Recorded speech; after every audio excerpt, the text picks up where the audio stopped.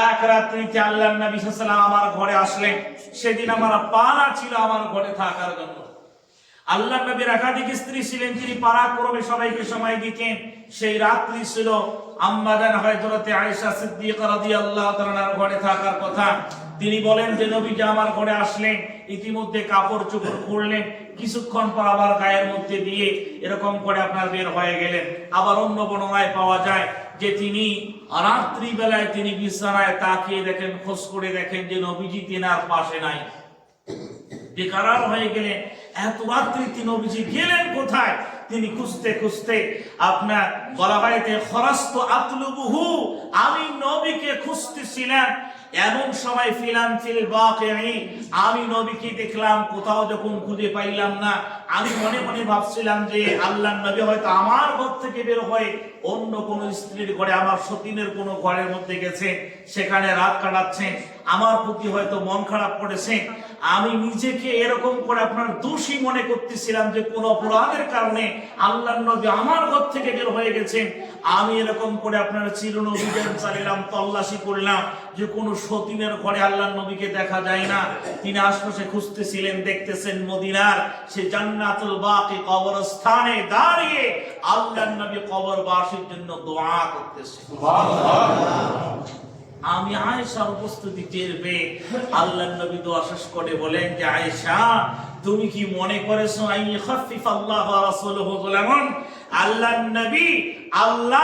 নবী তোমার প্রতি জুলুম করেছে? তুমি কি মনে করেছো? অর্থাৎ আজ হক হলো তুমি আয়েশা, তোমাকে সময় দেওয়ার, আমি নবীর আর তোমাকে সময় দেওয়ার কথা, তোমাকে সময় না দিয়ে অন্য কোন স্ত্রীর ঘরে, অন্য তোমার কোন সতীনের ঘরে আমি সময় দিব, এটা হচ্ছে তোমার হক আদায় না করে আরেকজনের কাছে সময় দিচ্ছি, এটা তোমার প্রতি অবিচার, এটা তোমার প্রতি জুলুম। তুমি কি মনে করেছো আল্লাহ রাসূল তোমার প্রতি জুলুম করেছে? আয়েশা রাদিয়াল্লাহু তাআলা তিনি বলেন যে নবীজি, না, আমি তো ভাবছিলাম যে আপনি এরকমটাই ভাবছিলেন, জুলুম না, কিন্তু আমার অপরাধ কি, কোন কারণে আপনি অন্য কোন সতীনের ঘরে যাচ্ছেন, এটা খোদার জন্য বের হয়েছিলেন। নবীজি বললেন, আয়েশা তুমি কি জানো আজকে রাত্রিটা কি?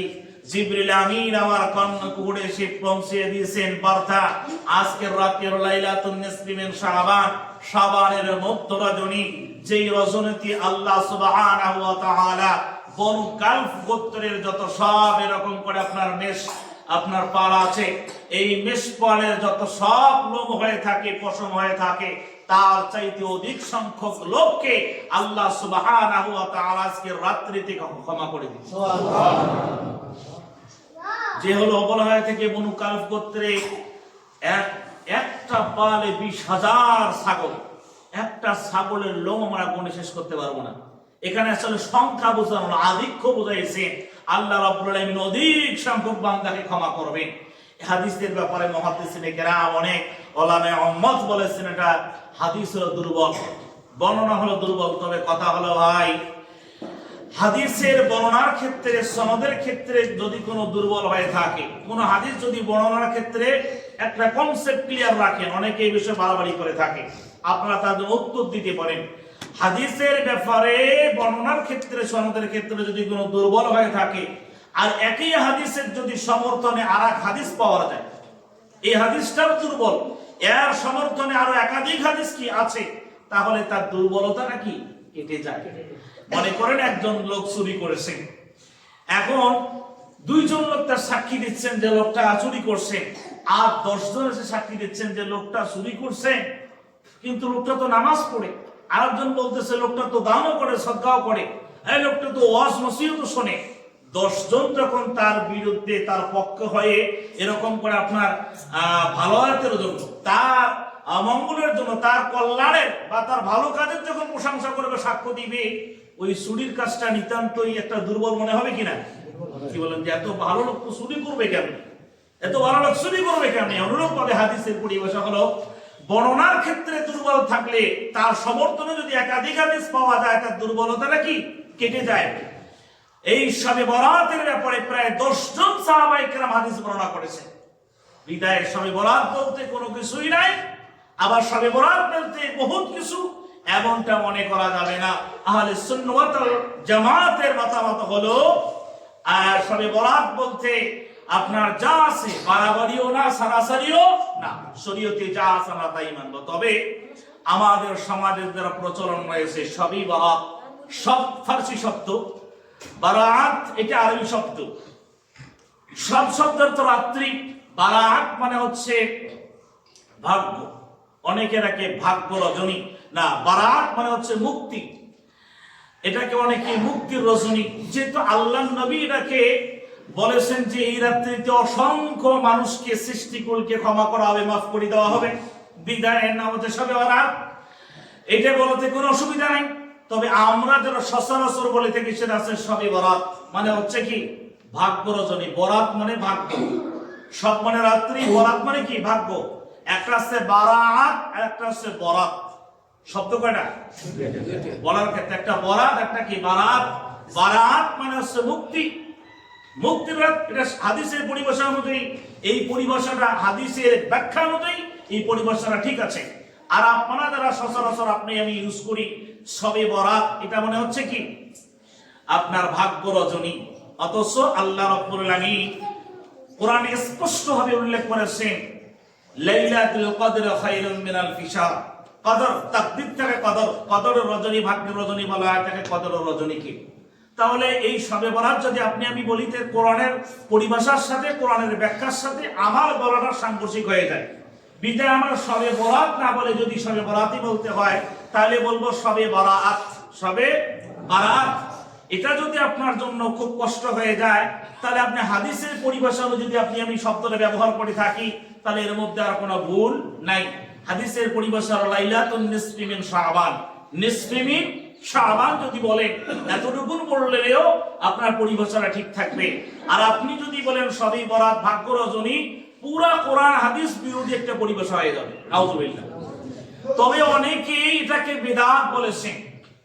ভাই কোন পরিভাষা কোন শব্দ যদি কোরআন সুন্নাহর বিরুদ্ধে না যায় এটাকে বিদআত বলার কোনো সুযোগ নাই। আপনি যদি এটাকে বিদআত বলেন তাহলে আমাদের বাপ-দাদা বা ওজির যারা এখন যে শায়েখ সে যেরকম শবে বরাতকে বিদআত বলতেছে, তাদের বাপ-দাদারাও তো শবে বরাত বলে চলে গেছেন কবরে, তাহলে তারাও বিদআত করে গেছেন, তারাও বিদআত করে কবরে আগুনের মধ্যে জ্বলতেছেন। বিষয়টা এমন দাঁড়ায় কিনা? নাউযুবিল্লাহ। শবে বরাতকে বিদআত বলার কোনো সুযোগ নেই। তবে হ্যাঁ, তবে কিছু বিদআতি কার্যক্রম, কিছু আপনার অতিরিক্ত মাত্র অতিরিক্ত কিছু কার্যক্রম এই শবে বরাতকে কেন্দ্র করে ঢুকে গেছে। এর মধ্যে হলো আতশবাজি করা, পটকাবাজি করা, আলোকসজ্জা করা, মোমবাতি জ্বালানো, এরকম হচ্ছে যে হালুয়া রুটির প্রচলন। এটি কোরআন সুন্নাহর কোথাও নেই। তবে আপনি কি এক বলবেন যে হালুয়া রুটি খাবো না? হ্যাঁ খাবেন। এখন তো বলে হালুয়া রুটিও খায় না, অনেকে এটাকে হারাম করে দিয়েছেন। হালুয়া রুটিকে হারাম করার কোনো সুযোগ নেই। হালাল হালালই, হালালকে যতক্ষণ আপনি হারাম বলবেন তো কোরআন সুন্নাহর অথেন্টিক দলিল লাগবে। কি বলেন? আপনি ইফতারে যখন বুট খান তো আপনি ইফতার করবেন, ইফতারে অনেকগুলো প্রকার আছে, তো ইফতারে আপনি বুট খাচ্ছেন, সেখানে আপনি বেদাত বলেন না। আপনি বলা হয়ে থাকে ঈদের দিনে ঈদুল ফিতরে আপনি খাবেন মিষ্টি, মিষ্টি খাওয়া কি কথা বলে না? মিষ্টি খাওয়া কি?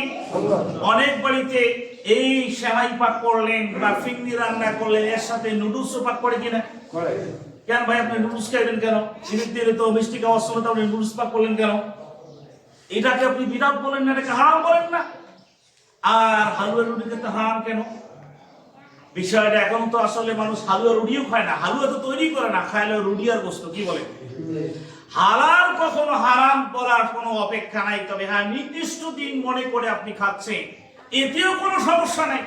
কারণ আপনার মেয়ের বিয়া, আপনার এরকম করে আপনার খুশি সংবাদ চাকরি পেয়েছেন, বাজার থেকে মিষ্টি আনেন কিনা? কি বলেন? মিষ্টি খাওয়া কি সুন্নাত?